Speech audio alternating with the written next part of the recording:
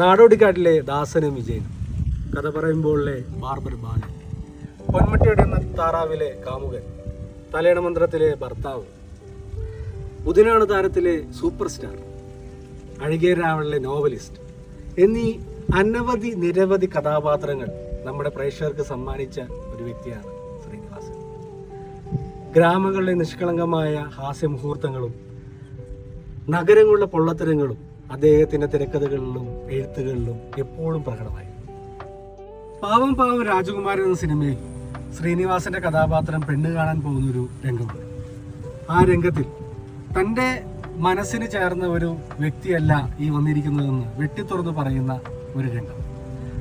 ആ രംഗം ലക്ഷക്കണക്കിന് ചെറുപ്പക്കാരുടെ ജീവിതത്തിൽ പല ആവർത്തി പലപ്പോഴും സംഭവിച്ച ഒരു കാര്യമായിരിക്കും. ഇതുപോലെയുള്ള പല ജീവിതഗന്ധിയായിട്ടുള്ള നർമ്മ മുഹൂർത്തങ്ങൾ സിനിമകളിൽ ശ്രീനിവാസൻ പറഞ്ഞു വെച്ചിട്ടുണ്ട്. വടക്കു നോക്കിയ യന്ത്രം, ചിന്താവിഷ്ടയായ ശ്യാമള എന്നീ 2 സിനിമകൾ മാത്രമാണ് അദ്ദേഹം ഡയറക്റ്റ് ചെയ്തിട്ടുള്ളത്. എങ്കിലും മലയാള സിനിമയെക്കുറിച്ച് പഠിക്കുന്ന വിദ്യാർത്ഥികൾക്ക് ഈ രണ്ടും ഒരു പാഠപുസ്തകം തന്നെയാണ്. പാട്യം എന്ന് പറയുന്ന കേരളത്തിലെ കൊച്ചു ഗ്രാമത്തിൽ നിന്നും മലയാള സിനിമയ്ക്കും കേരളത്തിലെ സാഹിത്യ ശാഖയ്ക്കും വളരെ മുതൽക്കൂട്ടാവുന്ന അപൂർവങ്ങളിൽ അപൂർവമായ ഒരു പൊൻ നാണയമായി മാറുകയായിരുന്നു ശ്രീനിവാസൻ. ഒരേയൊരു സിംഗിൾ